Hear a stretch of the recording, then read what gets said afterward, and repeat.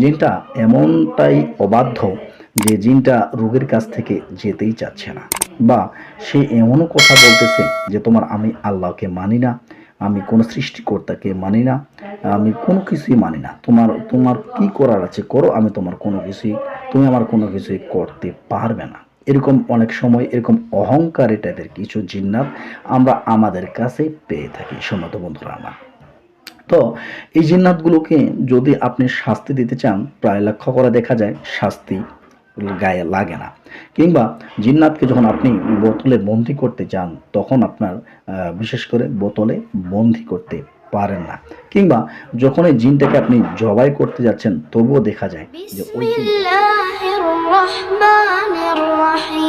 আসসালামু আলাইকুম রহমতুল্লাহি ওয়া বারাকাতুহু। বন্ধুরা আমার, সকলে কেমন আছেন? আশা করছি আলহামদুলিল্লাহ আপনারা সকলে ভালো আছেন এবং সুস্থ আছেন। দোয়া করে আপনারা সকলেই ভালো থাকেন এবং সুস্থ থাকেন, এই দোয়া কামনা করছি। আজকেও আরেকটি টপিক নিয়ে আলোচনা করবো। আজকের টপিকটা আরও গুরুত্বপূর্ণ হবে সম্মত বন্ধুরা আমার। অনেক সময় দেখা যায় একটা জিনের রুগীর কাছে আমরা গেছি, সে জিনের রুগীটার জিনের সাথে আমরা লাগছি। প্রথম অবস্থায় জিনের সাথে সম্পূর্ণভাবে চিকিৎসা করার বিষয়ে আপনি বিস্তারিত কথা বললেন, জিনটাকে বুঝাইলেন, জিনটাকে বোঝানোর চেষ্টা করলেন, কিন্তু আপনি জান্নাত জাহান্নামেরও ভয় দেখালেন যে জিনটাকে চলে যাওয়ার জন্য রোগীর কাছ থেকে। কিন্তু জিনটা এমনটাই অবাধ্য যে জিনটা রোগীর কাছ থেকে যেতেই চাচ্ছে না, বা সে এমনও কথা বলতেছে যে তোমার আমি আল্লাহকে মানি না, আমি কোনো সৃষ্টিকর্তাকে মানি না, আমি কোনো কিছুই মানি না, তোমার তোমার কি করার আছে করো, আমি তোমার কোনো কিছুই, তুমি আমার কোনো কিছুই করতে পারবে না। এরকম অনেক সময় এরকম অহংকারী টাইপের কিছু জিন্নাত আমরা আমাদের কাছে পেয়ে থাকি সম্মত বন্ধুরা আমার। তো এই জিন্নাতগুলোকে যদি আপনি শাস্তি দিতে চান, প্রায় লক্ষ্য করে দেখা যায় শাস্তি গায়ে লাগে না।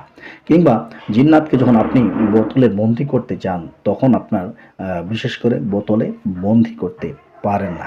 কিংবা যখন এই জিনটাকে আপনি জবাই করতে যাচ্ছেন, তবুও দেখা যায় যে ওই জিনটা আপনার জবাই হচ্ছে না।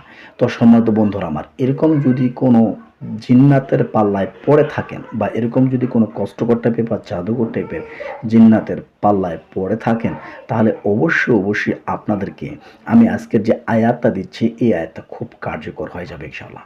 সম্মত বন্ধুরা আমার, আজকে যে আয়াতটা দিচ্ছি, এই আয়াতের মাধ্যমে আপনারা যদি ওইরকম জিনের পাল্লায় পড়ে থাকেন, তাহলে অবশ্যই এই জিনের কাছে এই আয়াতটা বেশি বেশি পাঠ করে আল্লাহর কাছে মানা চাইবেন, বেশি বেশি পাঠ করে আল্লাহর কাছে মানা চাইবেন। কিংবা 2 রাকাত আপনি কি করবেন, নফল নামাজ পড়ে নেবেন, যে কোনো 2 রাকাত নফল নামাজ পড়ে নেবেন।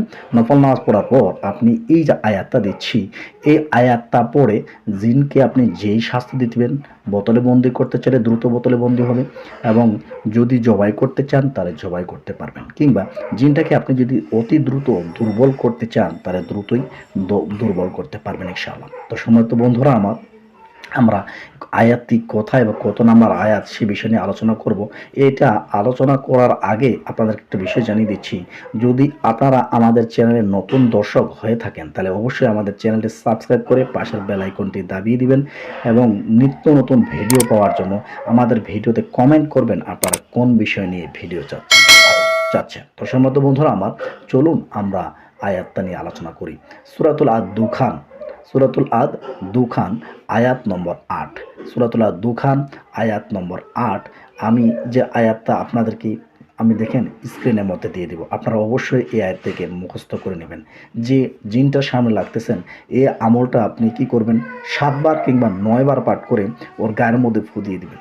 তখন ফু দিয়ে দিলেই দ্রুত করে ওদের জাদুগুলো ধ্বংস হয়ে যাবে এবং সে অকেজো হয়ে যাবে। এবং জিনকে বন্দি করার সময় এই আয়াতটা বেশি বেশি পাঠ করবেন, কিংবা জিনকে জবাই করার সময় এই আয়াতটা বেশি বেশি পাঠ করবেন। যখন বেশি বেশি পাঠ করবেন, আল্লাহ তাআলা দ্রুত কবুল করে নেবেন, এবং এই শয়তান থেকে কে বিতাড়ানোর জন্য এবং শয়তান থেকে ধ্বংস করার জন্য আল্লাহ তাআলা দ্রুত আপনার আমলটিকে কবুল করে নেবেন ইনশাআল্লাহ, আশা করা যায়।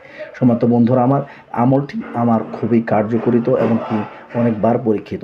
আপনাদের যাদের ব্যবহার করতে ইচ্ছুক, ব্যবহার করে জানাবেন, এবং উপকৃত হলে অবশ্যই একবার কমেন্ট করে জানাবেন যে ওস্তাদ বা স্যার বা হজরত, আমি আপনার এই আমলটা ব্যবহার করে উপকৃত হয়েছি। সম্মানিত বন্ধুরা আমার, আজকে এই পর্যন্ত।